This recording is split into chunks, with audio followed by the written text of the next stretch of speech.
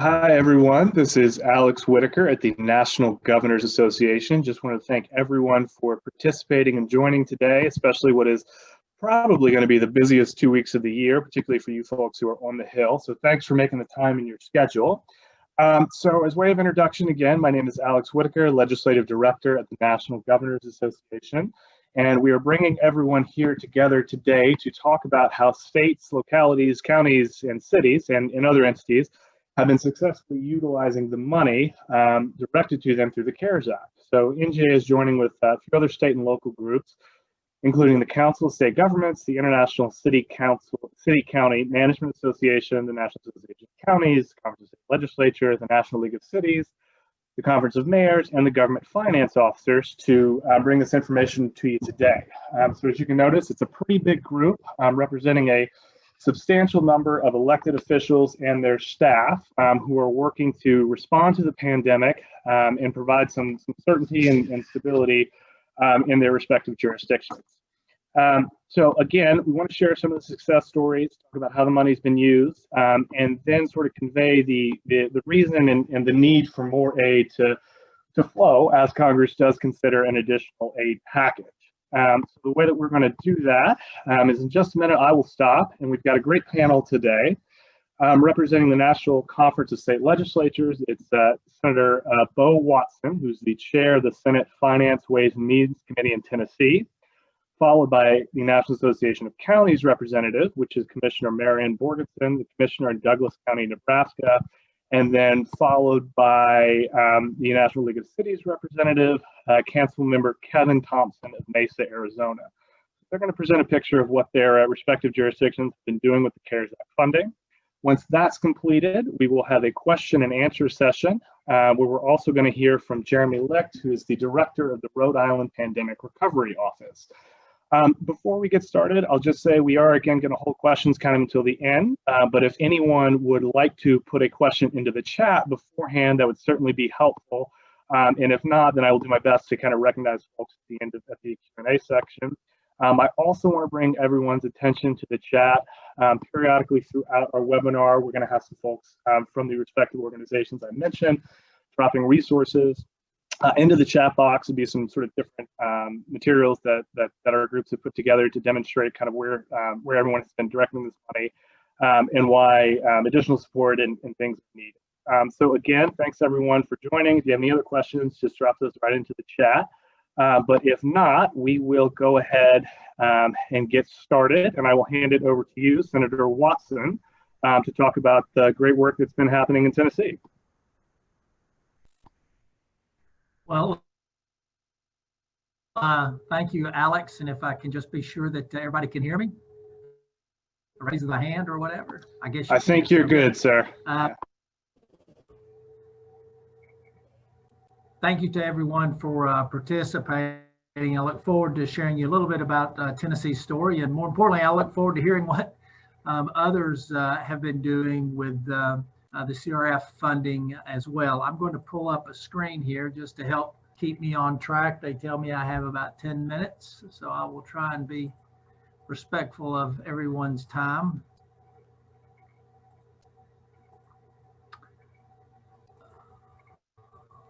There we go. Okay.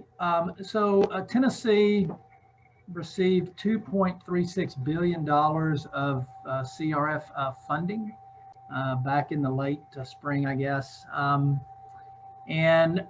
We immediately put together a bipartisan group.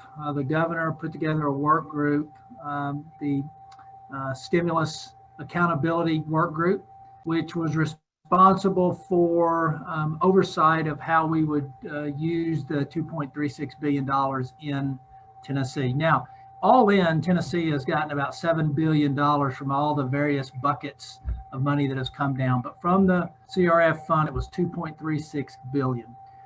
We immediately took about $1 billion of those dollars and put them on a shelf for a couple of reasons. One is Congress was still, or at least the agencies, Treasury was still going through the various rulemaking and guidance that they were going to distribute, and we weren't sure exactly how the money would be flowing out from the state.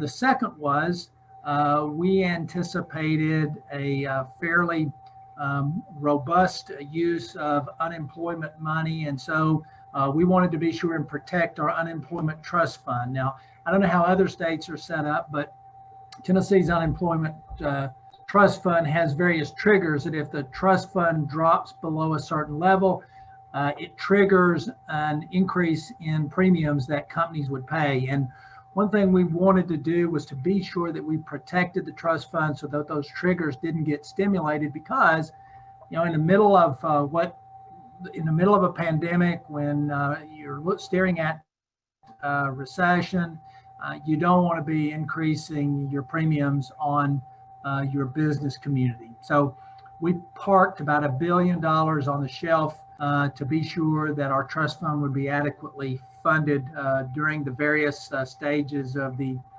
expansion of the unemployment. First $600, then $300. The pie chart that you're looking at gives you an idea of sort of the major buckets that we used our funding in. Obviously, the trust fund was a large component of that, about $939 million all in, almost $1 billion. We also did quite a bit of work with CRF money around our state's public health response to the virus. Tennessee developed a very robust testing program. If you'll go back and look at some of the reports that were coming out, Tennessee was one of the leading edge states in terms of the amount of testing that we were doing. We ramped that up significantly over the summer and into the fall. And of course, we're in another round of that now. And we've been using that money to help with a lot of the testing that we've been doing, both on the public health side, as well as through some of our nonprofit organizations, which have been a real key partner to the state. The third bucket was money that we used for what we term non-state entities. These would be like local governments. We did a small business relief program. We did some release funds to K-12 education because they had experienced a significant increase in their costs relative to cleaning and disinfecting. Tennessee is one of the states which left going back to school to the local school boards, and most of our school boards or most of our school districts have made an attempt to get back into school either in a hybrid way or in some instances full-time. And because of that, they had unexpected increased costs in the disinfecting of classrooms and et cetera. And so a lot of resources were used for that. We also put into play some resources for our agricultural community, as well as workforce development services for companies with dislocated workers. The key takeaway for us from Tennessee on this was that we really thought that the CRF funds were essential to us on the unemployment side of the equation with the trust fund and keeping it in check, and also helping with the public health initiative. There were some challenges on the non-state entities that I'll talk about. One is, while for budgeting purposes, the hard deadline of December 31st is understandable. As finance chairman in Tennessee, I know that if you don't give people an end date, then it'll go on forever. But that's also created some challenges for us. For example, Tennessee, we did a nonprofit relief program. And of course, everything was COVID related as the rules required.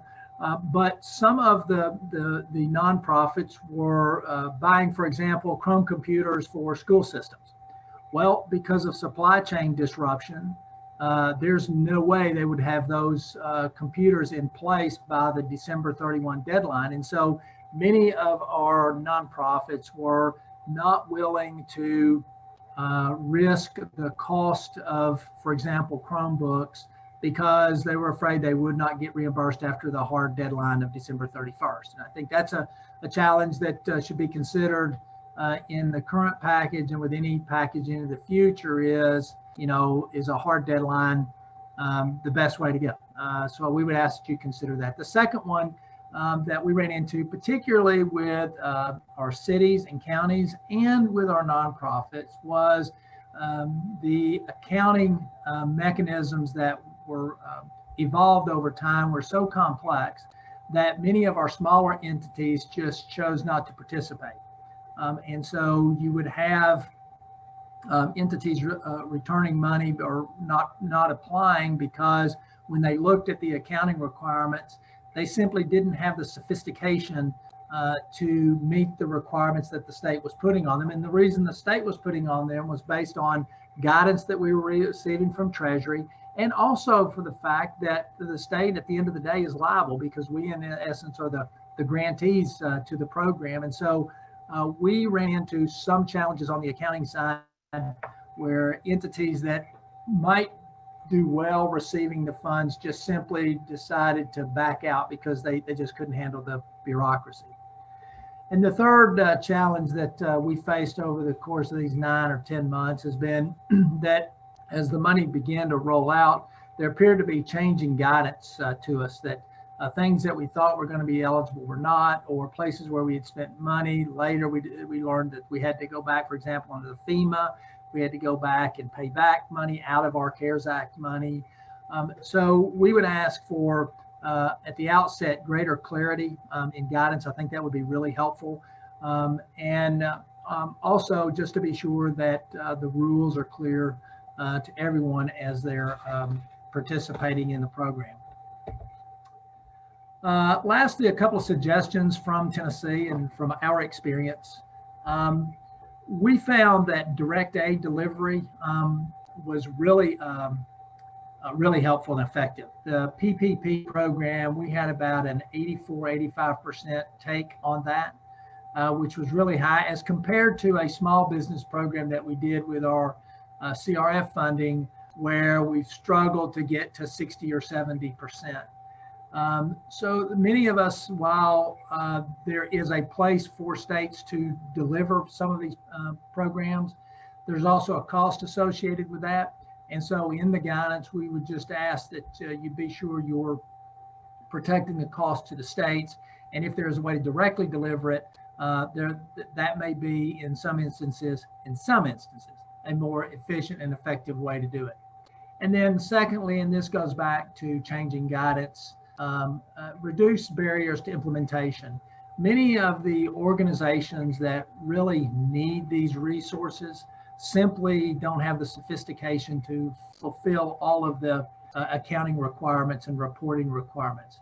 Now, Tennessee is known for its budgetary management and its fiduciary discipline, and we recognize that we want to account for every taxpayer dollar and how it is being spent.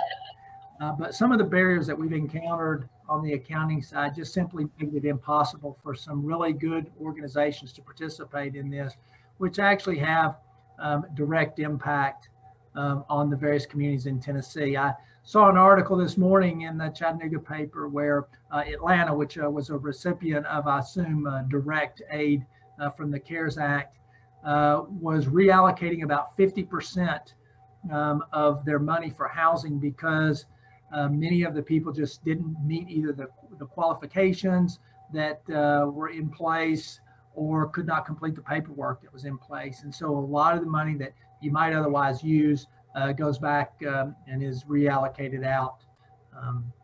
That's been sort of Tennessee's experience. We feel like we've had a good experience with we're going to end up spending all the money. I've been part of the fiscal accountability work group that's been designing and implementing these programs. We feel like we've had a good experience and have been able to distribute most of the funds in an effective and efficient manner. But those small areas that I've alluded to in this presentation, I think you should take into consideration on current funding and also on any future funding that you might consider. Senator, thank you so much for that perspective and really appreciate that. We're next going to go to Commissioner Borgeson. Very quickly before we do that, though, I was remiss in not saying earlier, I put it in our chat function. We are recording today's section, so if you have any questions, please let me know. We are also closed to the press today as well, but if there is any sort of media inquiries, do let me know, and I'm happy to follow up with our comms team. So with that, Commissioner Borgeson, you have the floor. Thank you. Good afternoon. I am Mary Ann Borgeson, Douglas County Commissioner here in Nebraska and immediate past president of our National Association of Counties. NACO is the only organization that represents our nation's 3,069 county governments, and we are on the front lines of our nation's pandemic response. Counties provide essential services, especially for the most vulnerable residents and for our small businesses, and they are the lifeline of our communities and of our economy. As a nation, we are facing hardships due to the pandemic and subsequent economic crisis, and the need for intergovernmental partnerships is needed now more than ever. As the pandemic rages on, the need for stronger intergovernmental relationships at the county, tribal, state, and federal levels is vital to our nation's recovery. We need a nationwide approach to handling the pandemic, and we need it now. With COVID-19 and economic uncertainty increasing, the end of the congressional session rapidly approaching, America's counties are calling on our federal partners to pass bipartisan relief. We are also urging Congress to immediately pass legislation that would extend the Coronavirus Relief Fund deadline, which would provide much needed time and flexibility to address the continuing impacts of this crisis. But we are grateful for the county and the state elected officials who are truly on the front lines of the public health crisis. Counties own and operate over 900 hospitals, 824 long-term care facilities, 1,943 local health departments.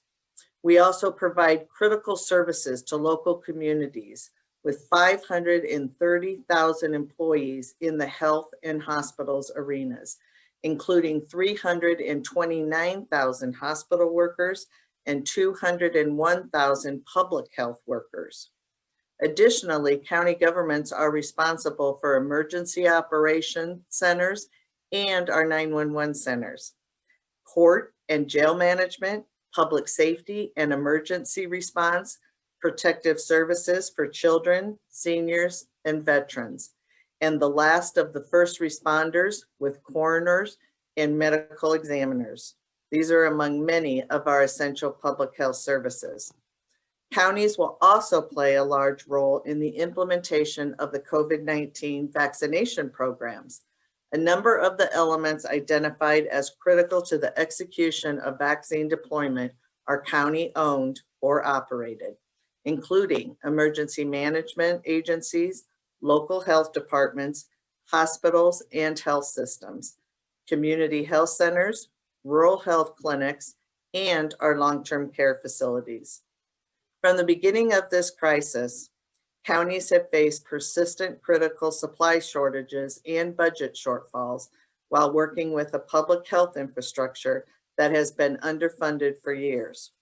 As COVID cases continue to rise daily, we anticipate this rise will well be into the winter, and the strain on these already struggling institutions will be enormous.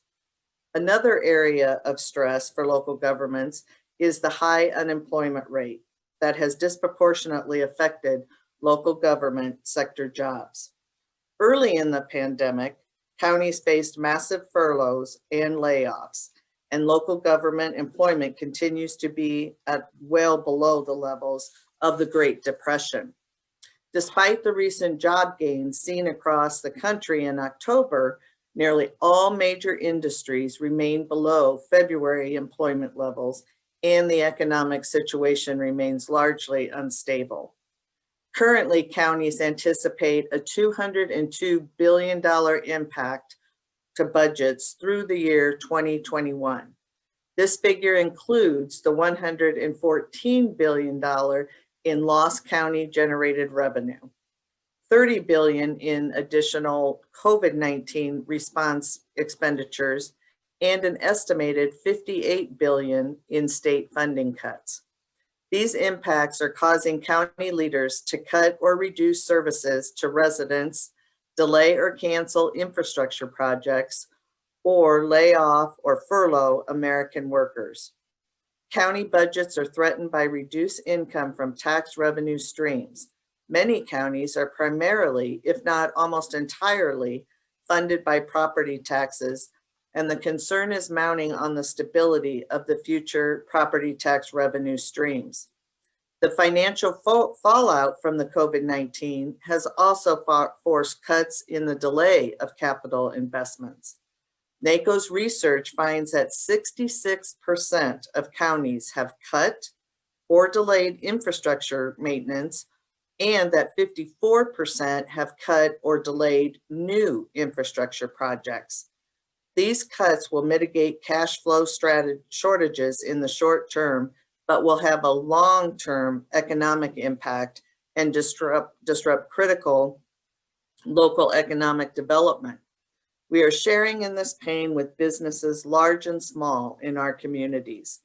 This month, counties, cities, and businesses participated in a nationwide survey conducted by the COVID Relief Now Coalition, which consists of nearly 300 major public and private sectors, including NACO. The survey results paint a clear picture. If Congress fails to act on a coronavirus relief, millions of jobs will be lost. Small businesses will permanently close and vital government services will be cut. Thankfully, Congress has taken steps to ease the financial burden on state and local governments over the past 9 months. Since March, Congress and the President have worked together to adopt 4 federal aid packages. The first 2 bills targeted at public health strategies, food assistance for kids and the elderly, and enhanced federal support for paid sick and family leave. The third package, the Coronavirus Aid, Relief, and Economic Security Act, also known as the CARES Act, which established a $150 billion coronavirus relief fund for state and local governments to address COVID-19 expenses. These funds gave direct aid to local governments with populations over 500,000 to address necessary expenditures incurred during the public health emergency. While the CARES Act was an important first step, the federal aid appropriated to the state and local governments is simply not enough. We need the support of these dollars to preserve the health and safety of our residents. One of the most significant missed opportunities of the CARES Act was that it did not provide funding to offset the drastic revenue shortfalls that county governments are experiencing across the country, nor did it provide a direct relief to local governments with populations under 500,000. In fact, only 5% of the nation's counties were eligible for direct aid. Furthermore, the delay in the formulating guidance around the CARES Act and the general uncertainty that existed at the beginning of the pandemic that continues today make it difficult for the CRF recipients to meet the statutory deadline on December 30th. And actually, Senator Watson addressed that as well. And despite these challenges and limitations, counties across the country are investing CRF dollars in both fiscally responsible and innovative ways to keep our residents healthy and our community safe and vibrant. With the help of the CRF dollars, counties continue to support small businesses and nonprofits, securing services like broadband for our residents, administering elections, and a plethora of other services such as rental and utility assistance. These thoughtful and dynamic plans implemented as the pandemic still rages through our communities are being put into action all over our country. If counties are to continue these investments and play a significant role in mitigating the spread of the coronavirus, we need Congress to immediately pass legislation that would extend the CRF's current deadline. While Congress has not yet reached a deal on a bipartisan package, we are optimistic by the renewed efforts of the Problem Solvers Caucus and the group's $908 billion proposal that would provide additional aid to states and localities.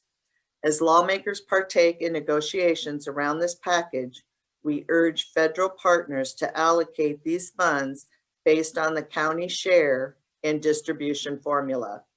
NACO's guiding principles as we continue to advocate for federal aid include direct, flexible aid for all counties. While the Coronavirus Relief Fund provided direct aid to states and local governments, again, with the population over 500,000, it relied on the states and the 119 direct recipient counties to share their dollars with smaller localities, and many counties never even received any money. The second is the allowance for lost revenue due to COVID. As mentioned, NACO research found that the counties anticipate a $202 billion impact to their budgets well into 2021. This figure again does include the $114 billion in lost county generated revenue. With NACO to ensure counties' priorities are considered, this is a key provision that we need as we move forward. The third is a reasonable and practical safeguard to protect the public's interest. We understand that this is a sticking point for many negotiations, but NACO fully supports guardrails that will encourage reasonable but not necessary expenditures during the pandemic, especially as it relates to CRF. Federal relief for counties should be a bipartisan issue because investing in counties means investing in every corner of America. We are committed to working with the House, the Senate, and the White House to secure direct, flexible, and equitable funding for counties of all sizes, with the shared goal of keeping our residents healthy and our communities safe and vibrant. As you consider further coronavirus relief, we hope that you will give us the tools we need to effectively implement containment and community mitigation strategies that will preserve the health and safety of our residents and local communities. I thank you again for inviting me to be here today. Thanks, Commissioner, so much. Really appreciate that perspective as well. Okay, so Councilmember Thompson, we'd love to hear you. And then as a reminder, if you all have any questions, please feel free to drop them into the chat. After Councilmember Thompson, we'll be opening up for discussion. So Councilmember Thompson, please. Thank you.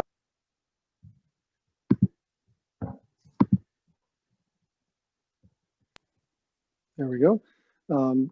On behalf of our mayor, my colleagues on council, and our staff, I want to thank everyone for allowing me the opportunity to talk about Mesa today. Mesa was very lucky because we are the 35th largest city in the U.S., so we were able to get CARES Act funding early on, where a lot of our adjoining municipalities weren't able because they were much smaller. So we were primarily looking at how we could help small businesses reemerge and also provide technical assistance to them. But we wanted to make sure we were providing meaningful assistance to as many Mesa-based businesses as possible, especially those that were impacted by COVID-19. So we had about 515 businesses that applied for and received up to 90 days of utility and rent or mortgage payments. And these were businesses that experienced direct interruption to their service because of COVID-19, where they were either forced to close or they had to limit their service to like restaurants to takeout only.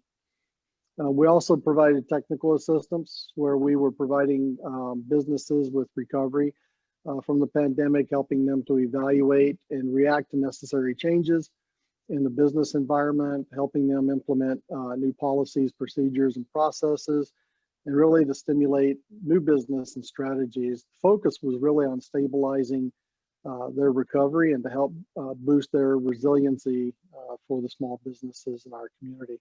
We had about 70 webinars that we created, and we also did a lot of one-on-one coaching for those businesses. And we had about 250 businesses overall that participated just in that program alone.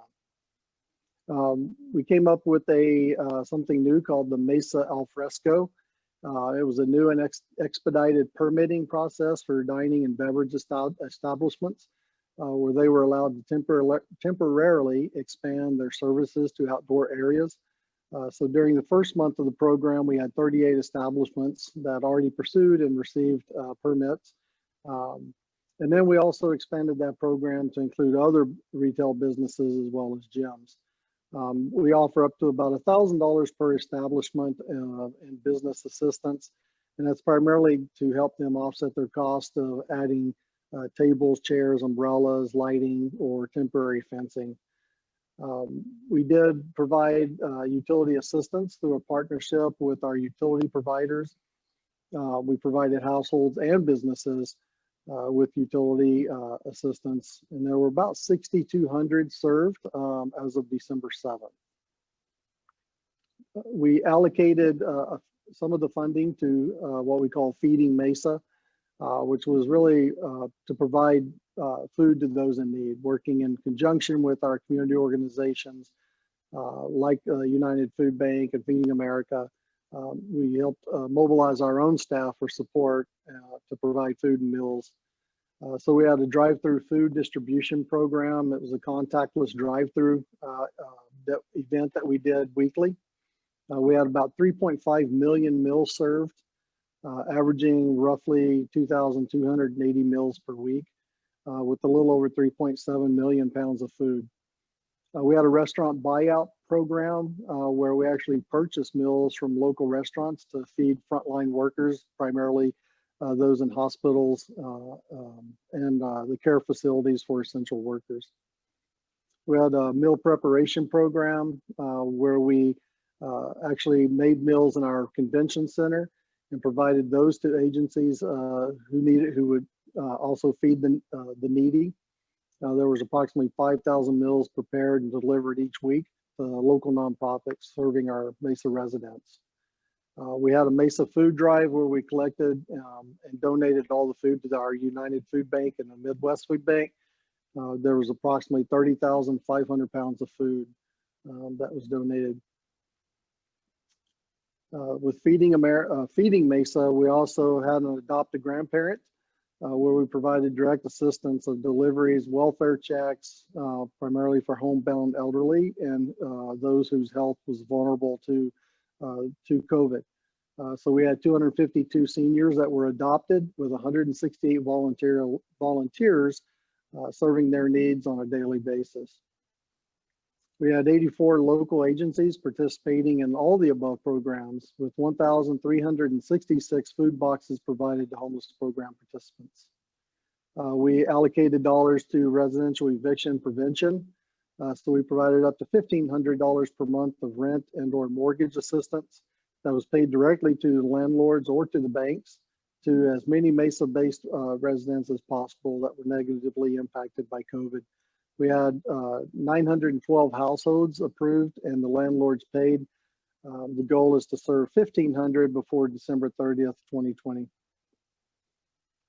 We provided laptops and internet for Mesa K-6 students. We wanted to ensure that all of Mesa students through K-6 had the appropriate equipment and technology to use the equitable distance learning because of the pandemic. So we provided 9,420 laptops and extended Wi-Fi services to 5,500 individuals. And then we also allocated dollars to the homeless health and safety. We identified a vulnerable population of homeless, elderly, and those families that had pre-existing health conditions. And we immediately got them off the streets and access to COVID screening and testing, got them the health care that they needed and other stabilization services. But our goal was really to keep the services available post-COVID.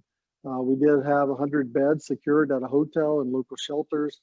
We provide 24/7 security to those hotels and shelters that are taking in the homeless. We had 420 served since May 2020. Of those, there's been roughly 127 that have graduated to more permanent housing and services. So that is a wrap up of what Mesa has done thus far, and we look forward to doing more and helping our residents and our businesses when this pandemic comes to an end. Thank you. Well, thank you so much, Councilmember Thompson, and thank you as well, Senator Watson and Commissioner Borgeson. I think really what we can see is that the state and local and county response really runs the gambit of everything from helping hospitals and frontline health workers all the way down to just making sure regular folks are getting their checks and meals as needed. Before we get into questions and a broad discussion, I do want to recognize Jeremy Licht, who is the director of the Rhode Island Pandemic Recovery Office, for a few remarks as well. And then we'll go into questions if anyone has any. Again, finally, just do put them in the chat if there are any questions. So, Jeremy, the floor is yours. Thank you, Alex, and thank you all for attending today. Honored to be here on behalf of Governor Raimondo and the state of Rhode Island. And I want to thank everybody for attending and for your interest in these issues. And in particular, I want to thank our congressional delegation, Rhode Island, Senators Reid and Senators Whitehouse and Congressman Cicilline and Langevin for their continued support of Rhode Island throughout this challenging period. When the CARES Act was passed and as we sort of mobilized to provide our response on behalf of the state of Rhode Island, we stood up the Pandemic Recovery Office, which is the central accountability, oversight, and policy-making office for all of the funding that is received under the CARES Act. And while I will talk about the Coronavirus Relief Fund in particular, I do want to note that the state is receiving funds through a number of different federal programs. And one of our challenges and what we are trying to do is to braid that funding and use it as efficiently as possible to maximize the federal relief we are getting. The funds have different timelines, different uses, and different interactions with each other. And this has been a real challenge, frankly, from the state level, but we're working very hard in order to maximize the resources that we do have. So the federal funding we have received has been essential to the response here in Rhode Island. We have, when the pandemic began, the governor created different work streams targeted on different aspects of the pandemic. And we have spent CRF and other federal funds across those work streams, which at a high level fall into 4 buckets. One is what we call epidemiological operations, which is all of the public health, the testing, the contact tracing, and direct epidemiological mitigation and mitigation work. We had sort of a broader health and human services work stream, which involved responding to the needs of our hospitals, our congregate care facilities, our frontline workers who are taking care of vulnerable populations in critical settings. We had a business and workforce work stream, which was dedicated towards both providing guidance and technical assistance to businesses in responding to the pandemic and implementing protocols that could mitigate the risks of the disease. And then, of course, in providing support to businesses, to the workforce, and I should say it's business, workforce, and education. I forgot the third element, to provide financial support to small businesses and to our school districts, and also to the workers who have been dislocated. One of our signature uses of CRF in the state has been our Back to Work program, in which we have created a number of job training opportunities for people who have been dislocated as a result of the pandemic, to provide them with additional skills and additional opportunities to advance their careers. And then the final bucket was sort of the overall government readiness bucket, because this pandemic has forced us to change how we do business as a government and operating entity in all sorts of different areas. Both the shift to telework from the state workforce perspective, and then trying to digitize as many of the services that we provide to the residents of Rhode Island, so that we could limit in-person interactions without limiting the efficiency and delivery of essential services that government provides. Right now is a particularly challenging time in Rhode Island. The virus is at its broadest infiltration in the state. The numbers we are seeing are worse than earlier in the spring. We've had to open the 2 alternative hospital sites that we constructed this spring. That was the first time we've had to do that. But one thing that the CRF has enabled us to do in connection with this challenging period is we have been able to roll out a series of targeted supports over the last 2 weeks to those businesses and individuals that we had to put additional restrictions on. So we are in what we're calling a pause right now, where we had to limit some of the in-person activities that we had previously allowed. We closed all bar areas, we reduced restaurant capacity, we closed gym and fitnesses and fitness clubs and other indoor venues. But because we had CRF available, we were able to include with those closures financial assistance that we are delivering through our division of taxation. So it can be delivered very quickly because our taxation division knows all of the companies in Rhode Island. So we were able to put out $100 million in additional business and individual supports in connection with the pause that we just implemented. And we couldn't have done that without CRF.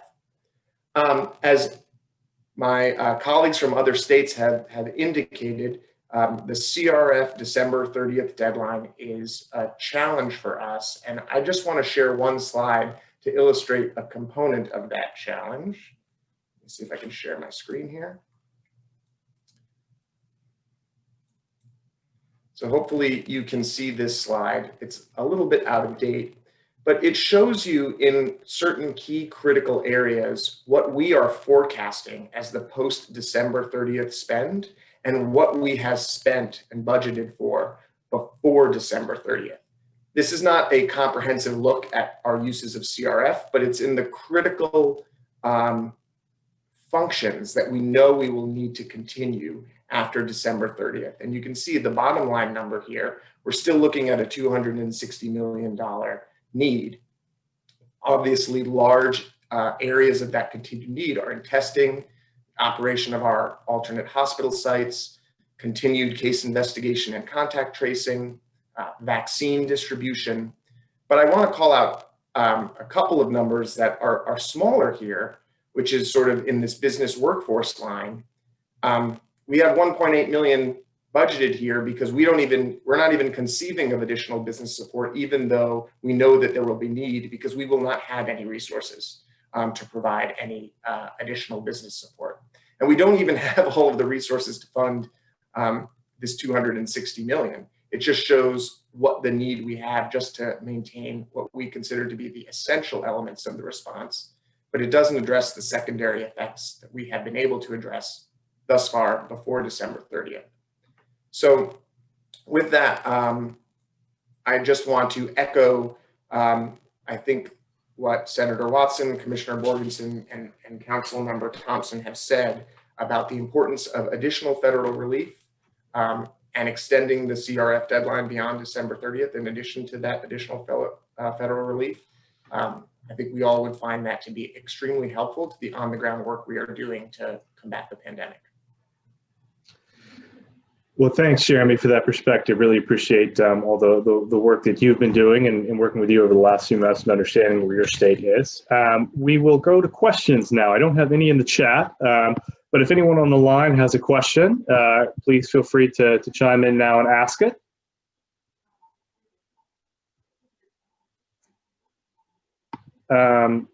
Looks like actually we have one from Senator Watson to you, Jeremy, and it's is Rhode Island concerned about an expansion of unemployment benefits? Yes, I think we are concerned about the expiration of various unemployment benefit programs that were created in the CARES Act. Our unemployment rate has come down considerably since the peak in April and May, but we are still experiencing around the national average. And people who may not be able to continue on extended unemployment, we are concerned about the impact that will have on them. I think we're also concerned, Senator Watson, about the lack, or let me put it this way, the $600 per week bonus, we think sustained state revenues in a meaningful way that would not have happened but for that federal stimulus, in addition the $1,200 checks. So we think that propped up sales tax revenues, frankly. And we are very concerned if there is not another round of stimulus both directly to the state level, but also to individuals, the impact it will have on their individual needs, and also the ramifications for state revenue. Thanks. And we've also got a question in our chat that says, could someone speak more to some of the ways in which funding was used to support local school districts? Additionally, have there been any in-school COVID testing programs? I'm not sure which one of our panelists might be interested in taking that question about school districts. Councilmember Thompson, please go ahead. I can speak a little bit to it. You know, the school districts have their own, at least in Arizona, the school districts have their own elected board. So we're separate between they're separate entities, elected bodies. And so you have to be very, very careful how you work together so that you don't blur those lines of what is the city's, you know, what are they required to do by charter versus what is the school district required to do. But we did work hand in hand with our school districts on identifying needs, and one of those needs was the K-6 programs. They needed the laptops and the Wi-Fi and different things like that for the kids because they weren't doing in-class schools at the time. And so we were able to provide laptops and Wi-Fi, extend the Wi-Fi out. We worked with one of the local companies. I can't remember if it was CenturyLink or Cox, but we worked with one of the locals to help expand our Wi-Fi throughout some of the neighborhoods and so forth, and got that up and running so the kids could start partaking in distance learning. But we also had started working with the facilities maintenance folks to identify other ways.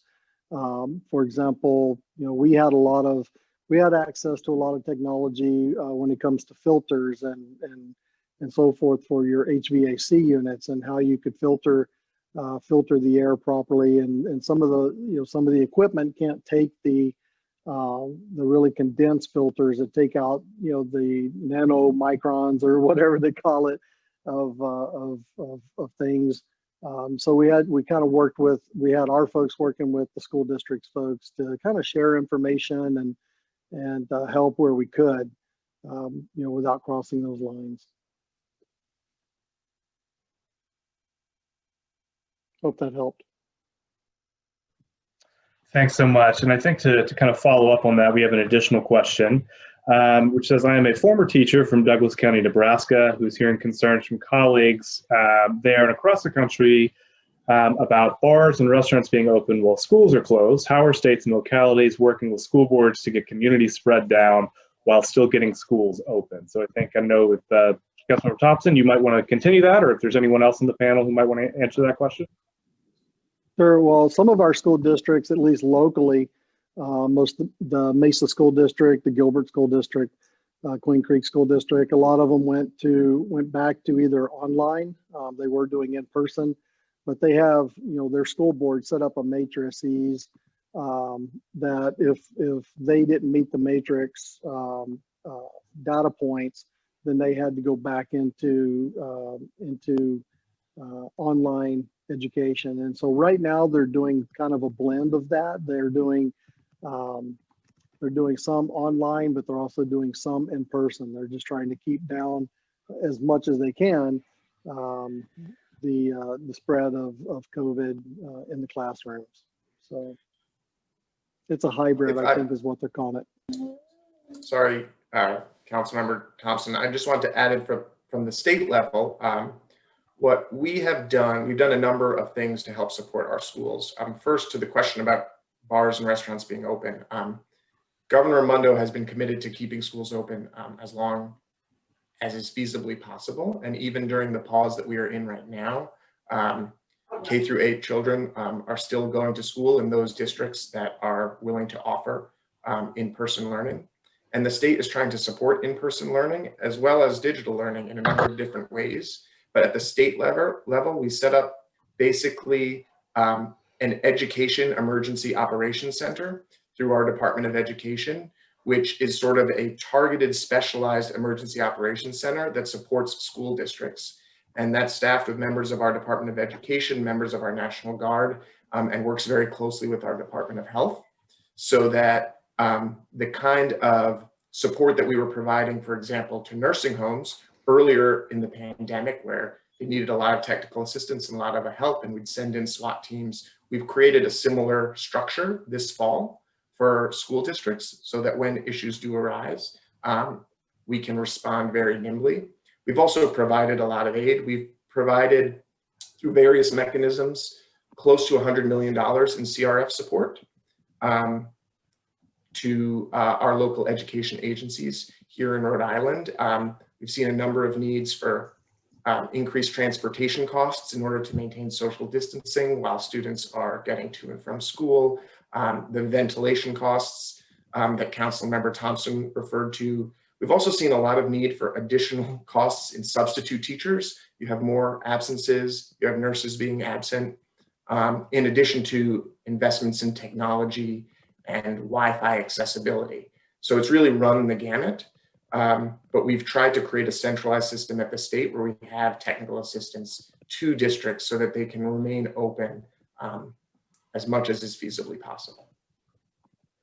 Thanks, Jeremy. And Commissioner Borgensen, being as this question is originating from your state, would you like to sort of add your comments as well?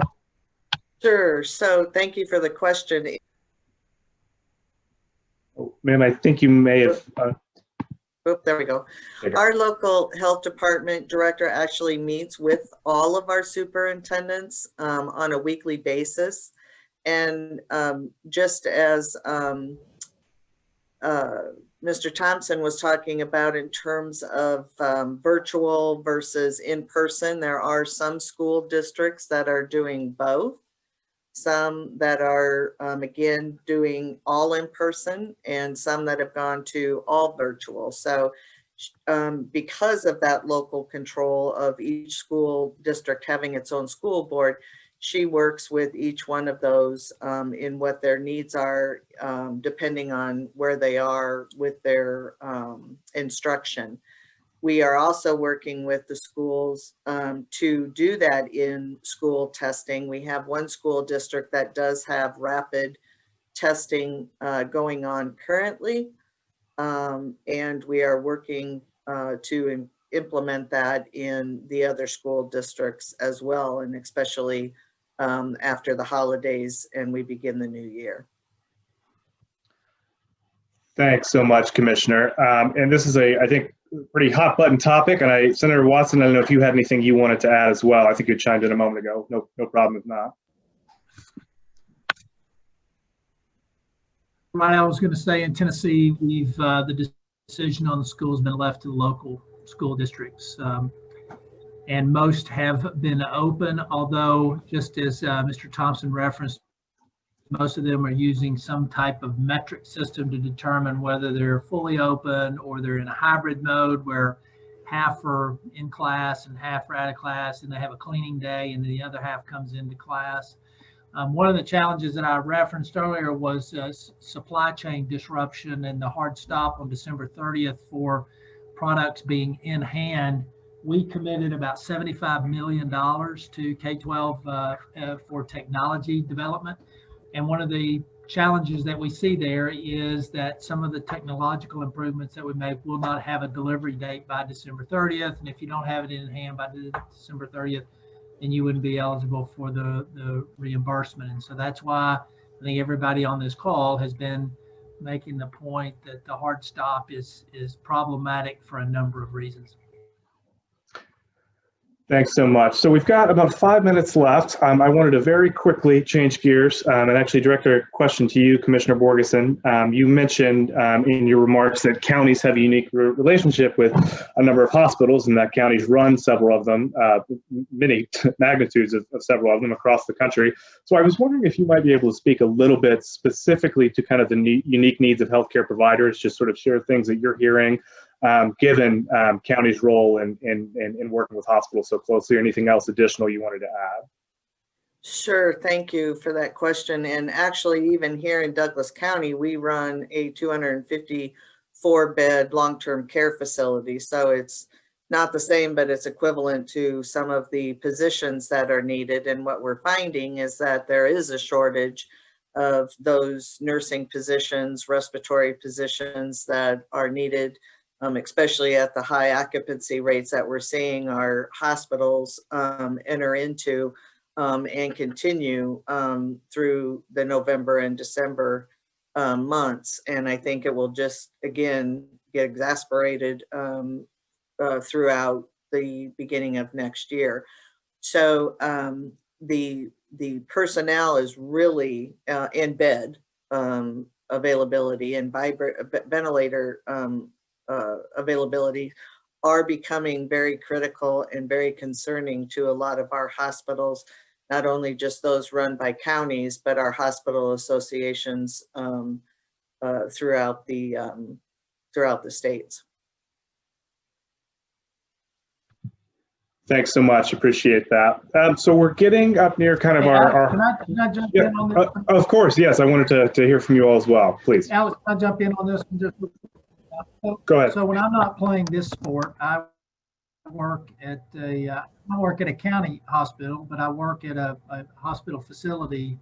That's where I am right now. So I got my scrubs on because everybody's participating in this. We're really, while in Tennessee, we are running somewhat up against the clock on ICU beds, although we're still in a fairly comfortable spot. In terms of PPE and ventilator supplies, we're in a pretty good position there. Where we are really being challenged, and I think it's true across the board, is just in availability of personnel to work. We have nurses and others which are really the stress of COVID is really pushing the workforce, and anything that can be done to help us, whether it's governors taking emergency action to modify licensure regulations, or if it's the opportunity to put additional resources into our healthcare system so that we can bring in additional personnel. Those are really the critical factors in Tennessee that are driving any shortage that we might have. We're running in the red, but we're not at a crisis level yet. But we get into January and February, and if there's not as much response to the vaccine as we're anticipating, then all of us will probably be facing a real shortage of personnel. And because it is now the virus is spread out amongst all the population centers and not just located in large population centers like New York and California and those places, personnel being diverted from other states just aren't available anymore. Nebraska's using everybody they have, Rhode Island's using everybody they have, Tennessee's using everybody they have. And so it's really more of a personnel issue now, whereas in the beginning, it was an equipment and PPE concern. And could I add, this is a little bit off the question, but when you get to the vaccination portion of this, one of the things that is already being talked about are the pharmacies needing those additional pharmacies techs to administer those vaccines. And so there's actually conversation going on right now as to how do we rapidly train some of these folks who are out of employment right now, whether it be loss of job or furloughed or reduced hours, to be able to be those pharmacy techs. But again, there's dollars needed to do the training and dollars needed to pay for those individuals to be able to work in vaccinating our community residents. Well, thank you. Appreciate the perspective on that question from both of you. Again, we are getting to 3:29 right now, so I think we're going to wrap up. But I think one of the things we'll just convey is we really try to paint a picture today of the stress that states and counties and cities and localities are under, but demonstrate that really this money is being put to extremely good and effective use. And I think there are a lot of folks who are in the states and again counties and localities who are really looking to Congress for some additional action. But we also want to be a resource for anyone in a Hill office or staff as you continue to have conversations or questions about this legislation over the next few weeks. Again, this is Alex Whitaker at NGA. If you all have any questions at all, please feel free to reach out to me and I can put you in touch with other organizations or our speakers. But thanks everyone for joining today. Thank you to our panelists and thank you to all of our staff who signed on. And with that, I think we will end it, but happy to answer any other questions for anyone as needed. So thanks again, everyone. Appreciate your time.